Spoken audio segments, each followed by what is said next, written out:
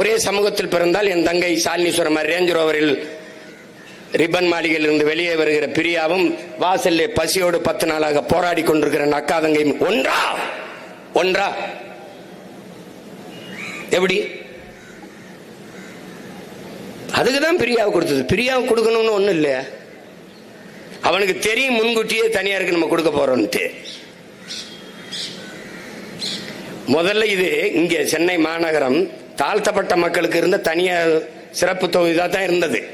அதை தன் மகனை கொண்டு வர வேண்டும் மாற்றிய பெருமகன் ஐயா கருணாநிதி தான்.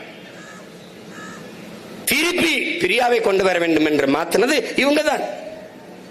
இப்ப தெரியுதா எதற்காக பிரியா மேயராக இருக்கிறார் என்றால் இதற்குத்தான். யாரிடத்தில் கோரிக்கை வைப்பது? எதற்காக இந்த உரிமை? நம் பாட்டனார் அயோத்திதாசரும் தாத்தன் ரட்டமலை சீனிவாசனும் தாத்தா MC ராஜாவும் புரட்சியாளர் அம்பேத்கரும் போராடி பெற்று தந்த சமூக நீதி, சமூக உரிமை எதற்காக? எதற்காக?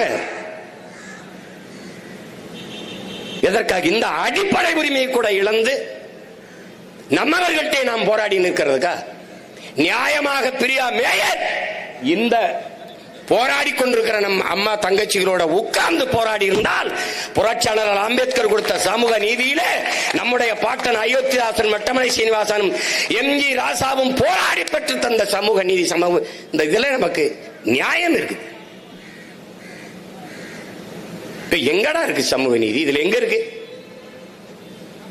அதனால் சமபங்கு என்பதை பேசக்கூடாது, சம உரிமை என்று பேசணும்.